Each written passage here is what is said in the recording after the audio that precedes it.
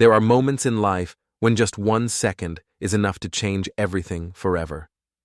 For Rowan Hale, that moment came on a warm Thursday morning in San Diego when, as he was wiping grease from his calloused brown hands, he heard the engine of a luxury car purr outside his old garage. The sound was smooth, expensive, and completely out of place in the working-class neighborhood he had been tied to his entire life. For Arya, the 19-year-old black girl who had lost 11 years of her youth to a wheelchair, the moment that changed everything arrived quietly. It was the strange sensation of her foot touching the ground without pain for the first time since the fateful accident when she was only 8 years old. No applause, no fireworks, just a trembling breath and something she had once believed would never happen. But before the miracle appeared, there had been tragedy. There had been despair. There had been countless sleepless nights when one wonders whether the kindness of an ordinary person could possibly stand against a cold, unyielding system. This is the story of a single black father living on the margins of society, of a black female billionaire carrying the guilt of a mother, and of a brave young black girl who had grown accustomed to being told to accept her fate. This is the story of how a poor mechanic accomplished something that money, fame, and luxurious clinics could never buy. Rowan was not always a single father living in an old garage. When he was younger, he dreamed of becoming an aerospace engineer. He and his brother Mateo used to sit on the roof of their house in southeast San Diego, watching airplanes take off from the international airport, sketching naive designs of jet engines and airplane wings. But when his wife Elena passed away after giving birth to Lila, every plan fell apart. He dropped out in his second year of college and returned to work at the small garage, once his father's workshop. Every afternoon while Lila napped, Rowan opened old books on mechanics, not because he hoped to return to school, but because he believed that knowledge, even self-taught, even without a degree, could still change someone's life.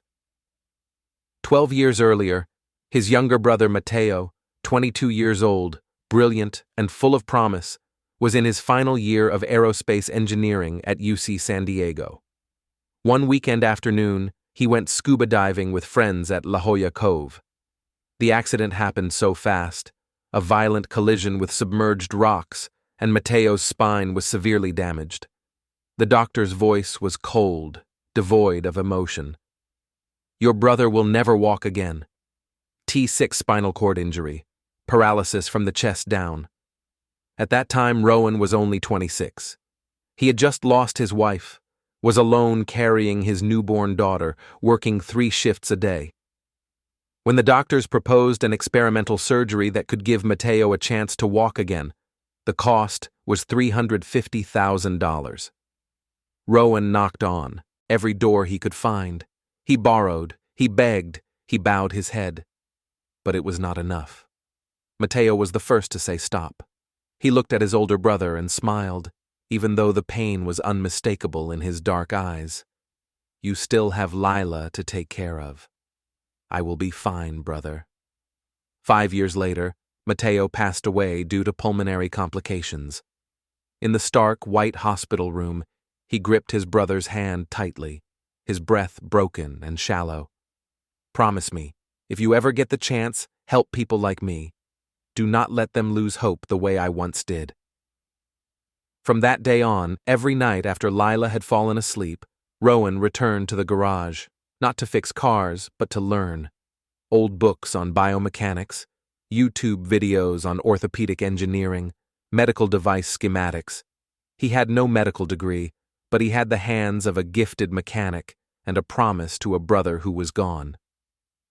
Not far away, also along the edge of the Pacific Ocean, there lived another mother, one whose world stood in complete contrast to Rowan's. Serena Vale was the CEO of BioNova Technologies, California's leading biotechnology corporation. The elegant black woman was the embodiment of success, intellect, and power. But all that prestige could not erase one fateful night 11 years earlier. It was an August evening at Pacific Beach. Arya, then only 8 years old, her tight curls pulled back in colorful beads, was learning to surf. Serena sat on the sand, phone in hand, handling an urgent email related to a deal worth $200 million. "Mom, look at me." Arya's excited voice rang out from the ocean. Serena waved back but did not lift her head. "I see you, sweetheart. Be careful." But she did not truly see. That evening the waves were stronger than usual. A sudden powerful wave crashed in. Arya lost her balance and fell into the water. The surfboard slammed violently into her head. By the time lifeguards pulled Arya onto the shore, she was unconscious, blood streaming from the wound. Traumatic brain injury, cervical spinal cord damage, and emergency surgery lasting 14 hours. Arya survived, but from the chest down, there was no sensation. Serena never forgot the moment she sat beside the hospital bed, watching her daughter wake up. Arya tried to move her legs. Nothing happened. Fear filled the child's brown eyes as they searched for her mother. "Mom, why can't I feel my legs?" And there was a question Arya did not say out loud, but Serena read it clearly in her daughter's eyes. "Where were you when I got hurt?" From that day on, Serena did the only thing she knew how to do: use money to fight fate. Millions of dollars were spent. The world's top specialists were brought in. 11 years passed, 11 surgeries, dozens of treatment programs, but Arya still could not walk. Her current brace, manufactured by OrthoCare Solutions, cost $180,000. It was designed by a team of engineers from MIT, made from the lightest titanium alloy, integrated with an AI sensor system. On paper, it was a technological miracle, but in reality, every step Arya took still hurt. That Thursday morning, Rowan was wiping the grease from his hands after finishing repairs on an old Cessna engine. Lila, 7 years old with her hair in 2 perfect puffs, sat cross-legged on the garage floor, completely absorbed in her drawing. "Dad," she looked up, holding a small mechanical puppet Rowan had built for her. "Why doesn't this joint rotate smoothly?" Rowan knelt beside her and smiled. "Because I have not lubricated it enough, sweetheart. Machines are just like people. When a joint gets dry, movement becomes painful." At that exact moment, an unfamiliar sound filled the air, a deep, smooth, luxurious engine sound. Rowan stepped outside and froze. In front of him was a white Rolls-Royce Cullinan, gleaming and polished. A young black woman stepped out slowly, carefully, supported by metal braces tightly encasing her legs. Her natural hair fell in beautiful locks over her shoulders, her features delicate, but her eyes carried exhaustion. Beside her stood a middle-aged black woman in an immaculate white suit, a straight posture, and the sharp gaze of someone accustomed to running a multi-billion-dollar empire. "Sorry to bother you," Serena said, her voice polite but distant. "My car overheated. Could you take a look?"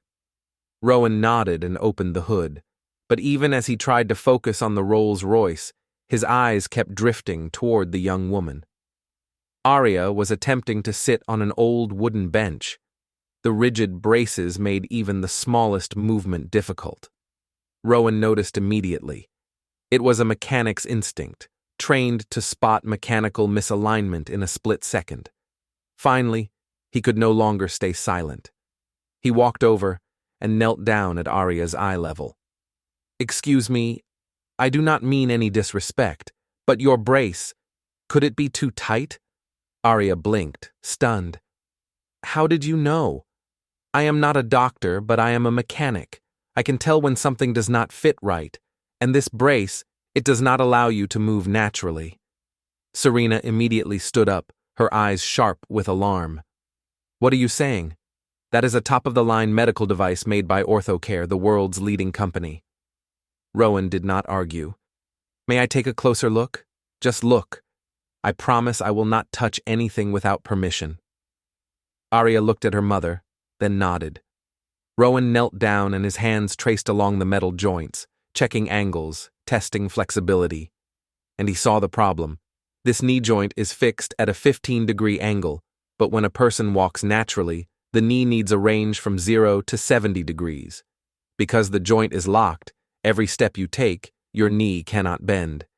Your hip is forced to rotate about 20 degrees to compensate. He looked up at Arya. That is why you have chronic lower back pain, right? Arya's mouth fell open. How do you know my back hurts? You are leaning 7 degrees to the right. Your spine is adjusting to reduce pressure. How long has this been happening? 5 years, Arya whispered, tears spilling over. The doctor said it was a normal side effect. I thought I had to endure it. Serena stood frozen. She had paid $180,000. She had trusted the finest minds from MIT. And now a mechanic in an old garage had pointed out, in just 3 minutes, what dozens of specialists had never mentioned. So you are saying it was designed wrong? Rowan let out a quiet sigh. Not exactly wrong. They designed it for technology, for sensors, for appearance, but they forgot the most basic thing. He looked at Arya. They forgot how the human body actually moves. Arya gathered all her courage. Can you fix it? Rowan looked at her. In her eyes, he saw Matteo. He saw the promise he had made long ago. I do not know, but I can try. That night, inside the $15 million oceanfront mansion in La Jolla, Serena could not sleep. She stood silently before the wide-open window, gazing out at the Pacific Ocean, the ocean that had taken everything from her. For 11 years, Serena had tried to buy forgiveness with money, the best doctors, the most expensive devices, the most advanced operating rooms, but all of it had failed. A soft knock sounded at the door. Arya rolled into the room in her wheelchair. You are not asleep yet, Mom? I was thinking about the mechanic today. You do not trust him, do you? I am afraid. If he is wrong, you will... I will still be the same as I am now, Arya interrupted, her voice strangely calm. Mom, I have lived like this for 11 years. I have had 11 surgeries. I have tried everything money can buy. And I still hurt. I still cannot walk. Every time you look at me, I see guilt in your eyes. You keep trying to buy me a miracle. But miracles are not something you can buy, Mom. Serena knelt down and pulled her daughter into her arms. I am sorry. I am sorry for not looking up. Mom, stop apologizing. Let me try this time, not because of money, not because of famous doctors, just because there is someone who truly wants to help me. The next morning, Serena called Rowan. Mr. Hale, I want you to try. But if there is any sign of danger, even the smallest, I will stop immediately. I understand. And I do not want to hurt her either. I promise I will be absolutely careful. I will be there every step, every decision. I just need you to trust me one chance. And for the first time in 11 years, Serena Vale, a woman accustomed to controlling everything, chose to let go of control.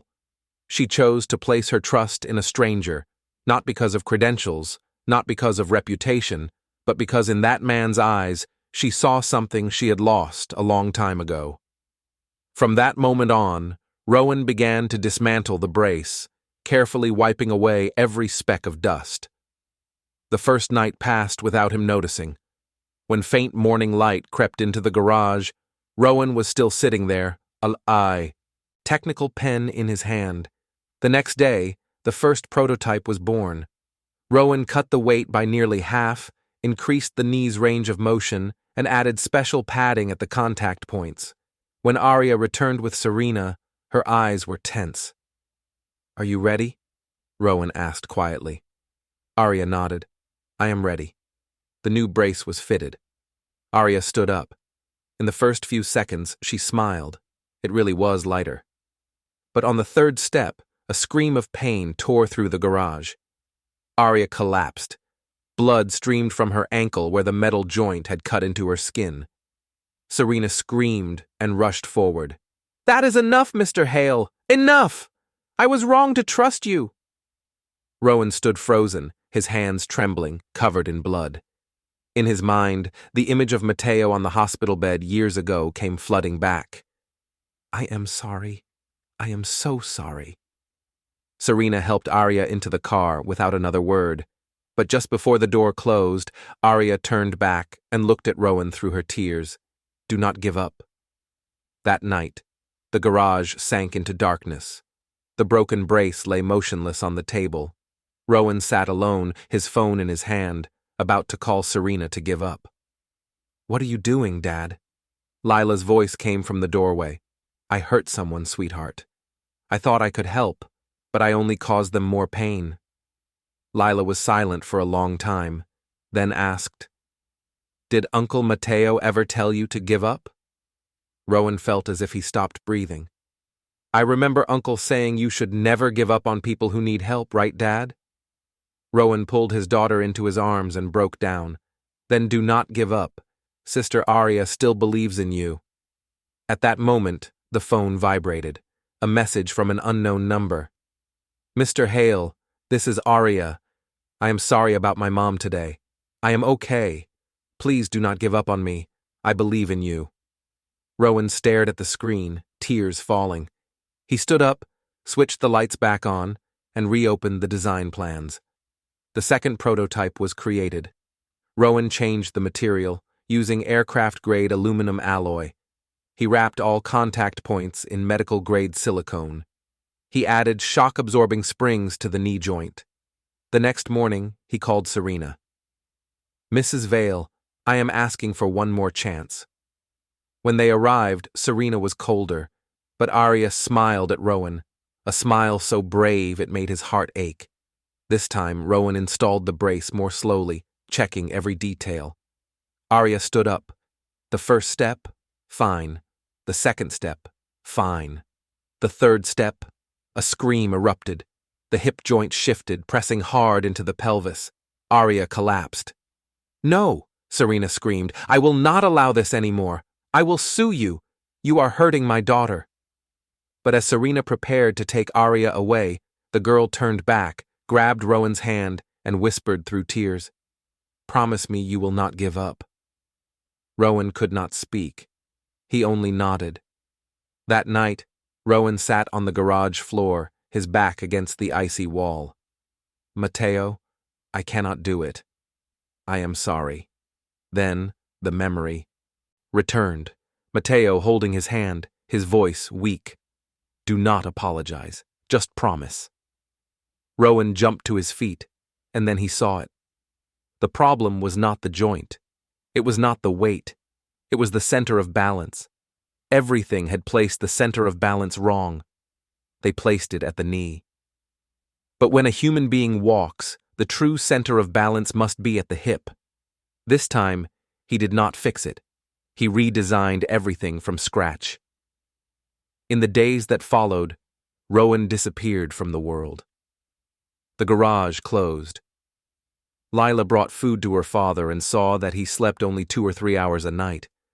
Rowan spent all $3,000 of his savings, the money he had set aside for Lila's private school tuition, to buy the best materials. He tested the brace on his own legs, strapped it on, walked, fell, got up, adjusted it, tried again. On the 7th day, Rowan finished. The new brace looked nothing like anything before it. 60% lighter, smooth joint movement. The center of balance fully shifted to the hips, distributing pressure evenly throughout the body. Matteo, I have finished it. He closed his eyes. I hope this time I will not fail again. Rowan stared at his phone for 20 long minutes before finally finding the courage to press call. Mrs. Vale, I have finished it. I know you no longer trust me, but I am asking for one last chance, just this once. If I fail, I will not trouble you again. I promise. On the other end of the line, there was a silence so long it was frightening. Do you know, Mr. Hale, my lawyer is preparing a lawsuit against you? Twice my daughter was injured because of you. I know, and I am sorry. But I also know something else. Arya still believes in me. I receive messages from her every day. She asks me if I have given up. Serena let out a quiet laugh, a laugh devoid of joy. That is why I have gone crazy. My 19-year-old daughter is placing her entire life in the hands of a stranger, and I, a mother, am considering letting that happen. You are a good mother. You are just trying to protect your child." "No." Serena's voice softened, heavy with pain. "A good mother would not have been looking down at her phone 11 years ago. A good mother would have seen her daughter when she called out." Rowan heard Serena crying on the other end of the line. "Mr. Hale, for 11 years, I have tried to buy forgiveness with money. But Arya told me she does not need me to buy a miracle. She just needs me to believe. Then believe in your daughter. And believe in hope." The next morning, Serena and Arya appeared in front of Rowan's garage. But this time, they were not alone. With them was Dr. Elias Merrick, California's leading orthopedic specialist, the man who had followed Arya's case for the past 11 years. He came at Serena's request to assess the level of risk. "You are a mechanic, correct?" "Yes, sir."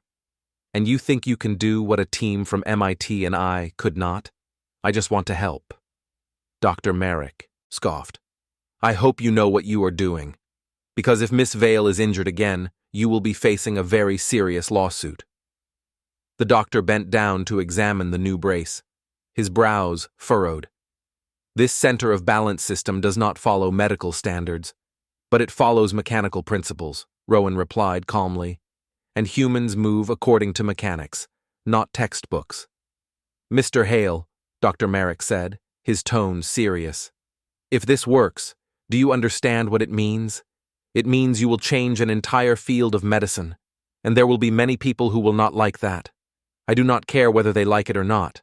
I only care about her." Dr. Merrick looked at the man before him. No degrees, no prestige, but possessing something he himself had long lost in medicine. At that moment, Arya spoke. "Dr. Merrick, I want to try. Please." He let out a long, deep breath. "All right, but I will stand here. If there is any sign of danger, I will stop immediately." The air inside the garage seemed to freeze. The final attempt began. Rowan knelt in front of Arya, lifting the new brace. "Are you ready?" he asked. Arya nodded, her hand gripping her mother's tightly. Rowan began fitting the brace. This time, every movement was slow and absolutely gentle. He checked every strap, every joint, every contact point. "How does it feel?"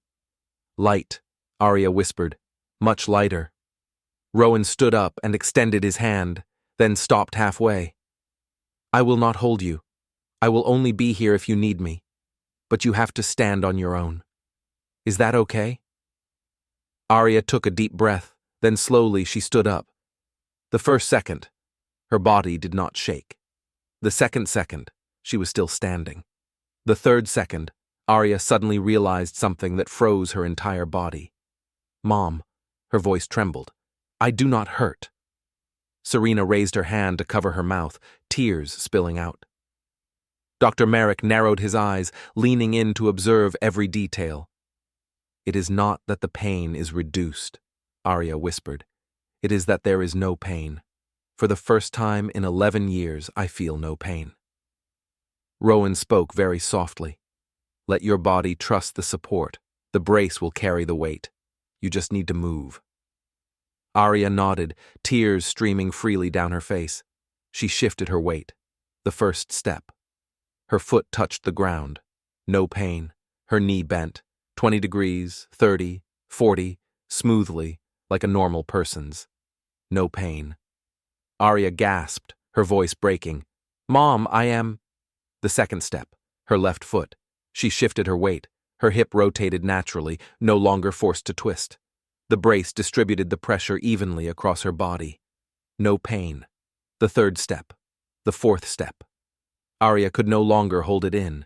She burst into sobs, yet she kept walking. "Mom! Mom, I am walking! I am really walking!" Serena collapsed onto the garage floor, her hands shaking violently as she covered her face, sobbing like a child. 11 years of guilt. 11 years of self-torment. And the miracle had finally arrived. Not from wealth, but from the hands of a lonely black father in an old garage. Arya kept walking, one step at a time, steadier. She turned to look at Rowan, her face soaked with tears, yet glowing with an indescribable radiance. "You did it." Rowan stood there, both hands gripping the edge of the workbench. He could not speak. Tears streamed down his face. In that moment, he saw Mateo, and this time, he had not failed. Dr. Merrick stood frozen, his mouth hung open. "Unbelievable," he whispered. "This center of balance system, it is absolutely genius." Arya actually ran, toward her mother. Serena sprang to her feet and opened her arms wide. And for the first time in 11 years, mother and daughter embraced while standing. Not in a wheelchair, not on a hospital bed, but standing. Two women holding each other tightly, crying like children. "Stop apologizing, Mom," Arya whispered. "You did not give up on me. You gave me this chance." They both turned to look at Rowan, a poor, single black man, his hands stained with oil, standing there crying without a sound. Serena walked over without hesitation and wrapped her arms tightly around him. "Thank you. Thank you for not giving up. I promised my brother that I would never give up on people who need help." At that moment, Lila ran into the garage, clapping her hands and cheering. "She can walk! Dad did it!" Arya knelt down, hugged Lila, and smiled through her tears. "You have an incredible dad." Outside the garage, neighbors had gathered. Some clapped, some cried. All of them were witnessing a miracle being born right before their eyes. 2 weeks later, Arya was walking steadily. The story began to spread, not through press releases, but through the stunned looks of other patients in hospitals when they saw Arya walking. But the glory did not last long. One morning, Rowan received an official letter from OrthoCare Solutions. Legal notice. "Dear Mr. Rowan Hale, we have been informed that you have unlawfully modified an OrthoCare Model X7 medical device without a medical or biomedical engineering license. This action violates FDA regulations governing Class II medical devices. We hereby demand that you immediately cease all activities related to medical devices. Failure to comply will result in civil and criminal legal action. Response deadline 7 days." Rowan sank into a chair. "Are they going to sue you, Dad?" Lila asked. "Maybe, sweetheart. Very likely." Pressure mounted on Dr. Merrick. He called Serena. "Mrs. Vale, I am truly happy for Arya, but I cannot publicly support Mr. Hale. If I do, I will lose my medical license."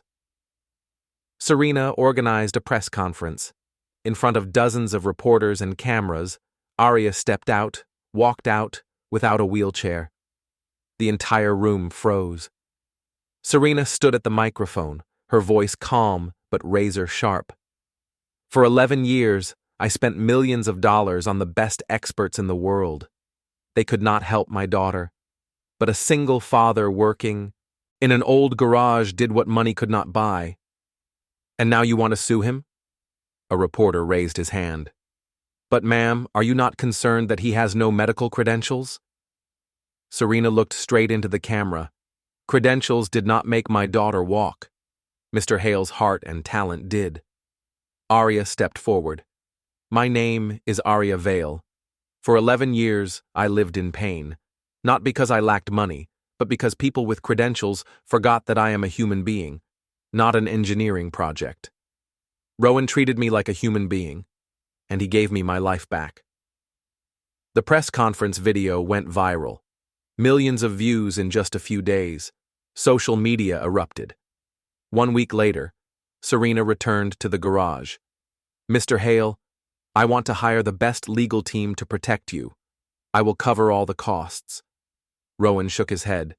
"No, Mrs. Vale. If I accept, everything will only get louder. The scandal will grow. Other patients will become afraid, and they will no longer dare to trust me. Then what are you going to do? Sit back and let them sue you? I will take responsibility for what I have done, but I will not apologize for helping Arya." "Why? Why do you have to sacrifice like this? Because I promised my brother, and I will never betray that promise. That night, after most of the lights in the garage had been turned off, a stranger appeared. She introduced herself as Dr. Helena Dre, a professor of biomedical engineering at Stanford, one of the world's leading experts in orthopedic devices, a black woman with sharp, intelligent eyes and silver streaks in her natural hair.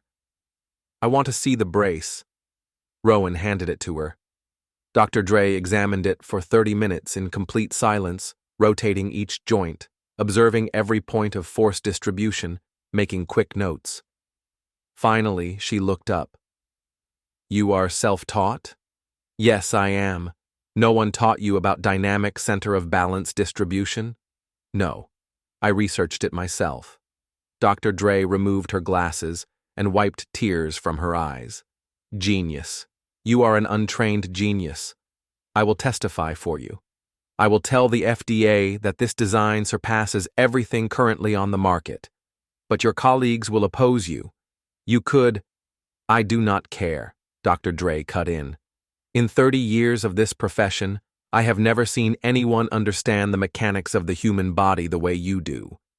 If the medical system sues you, then it is suing progress.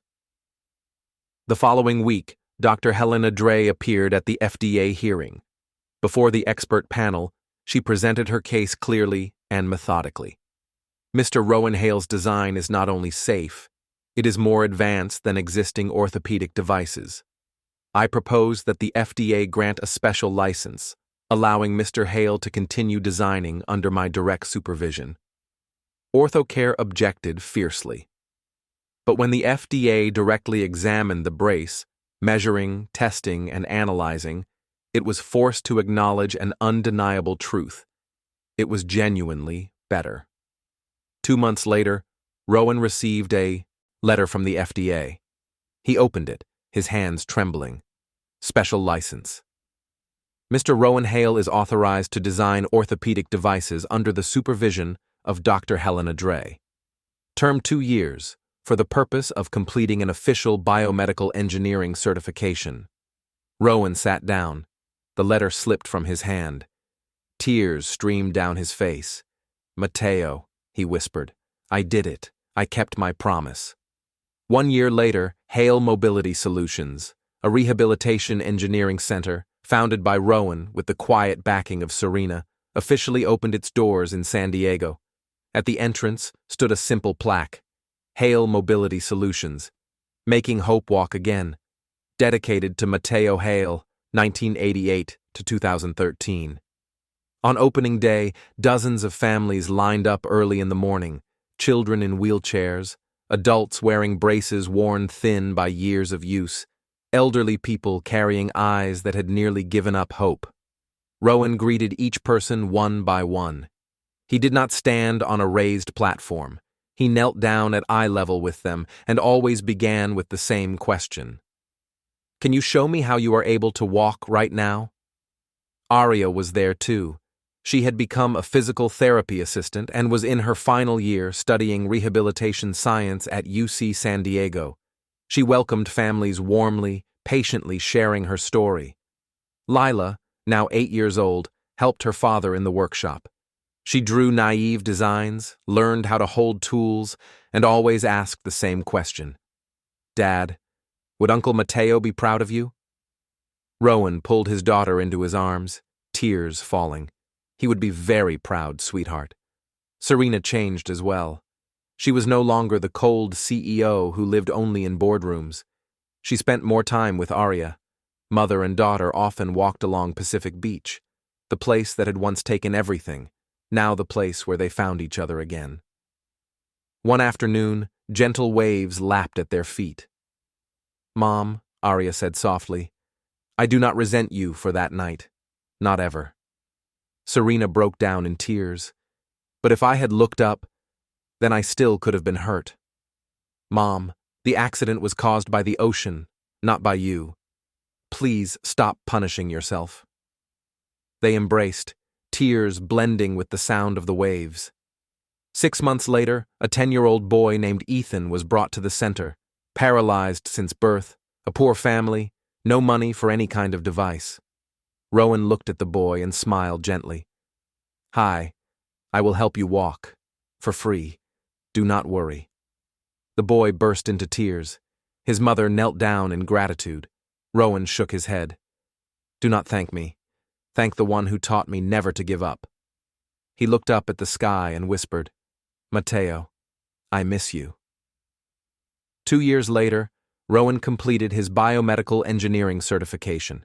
He became the first person in history to be licensed based on practical genius rather than the traditional academic path. Hale Mobility Solutions had helped more than 300 patients. 80% of them learned to walk again. The story spread across California, then the entire country. But Rowan never forgot his roots. The old garage was still there. He still repaired aircraft engines. He still lived simply because he did not do this for money or fame. He did it for a promise. A California sunset stretched across Pacific Beach. Rowan, Lila, Serena, and Arya sat on the sand, watching the sun sink toward the horizon. Arya stood up. She stepped into the waves for the first time in 13 years, letting the seawater touch her legs. She laughed, shouting like a child. "Mom, I can feel the water!" Serena ran toward her.